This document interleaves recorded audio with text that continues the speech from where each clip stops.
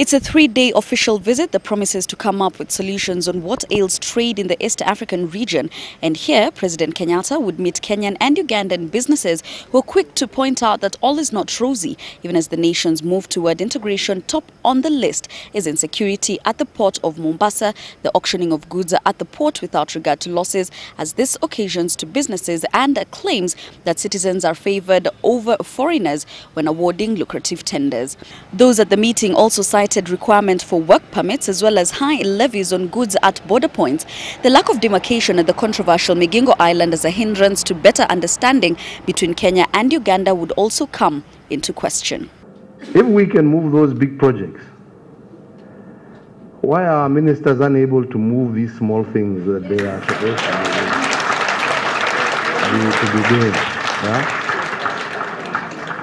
If they too could also meet regularly and just say that we're not waiting for, regularly, these issues would not be, on the table. But the president would pose a challenge to ministers in the two nations to work together and remove those barriers. The majority of our population is actually below the age of 30, below the age of 20. If we do not help unlock the potential of these young people by creating job opportunities, entrepreneurial opportunities for them, this great potential that God has given us can end up being a destructive force.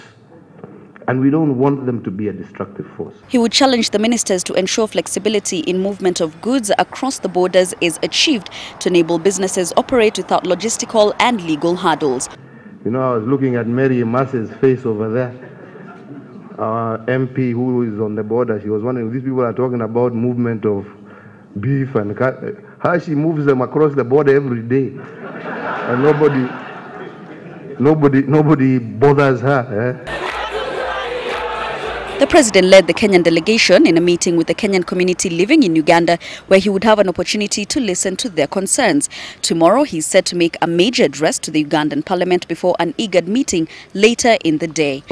Now, it should be a reassurance to the Kenyans living here in Uganda on the key issue they raised: work permits, an issue that President Kenyatta says must be addressed once and for all in what he believes lies with bureaucrats and not particularly with Kenyans or Ugandans.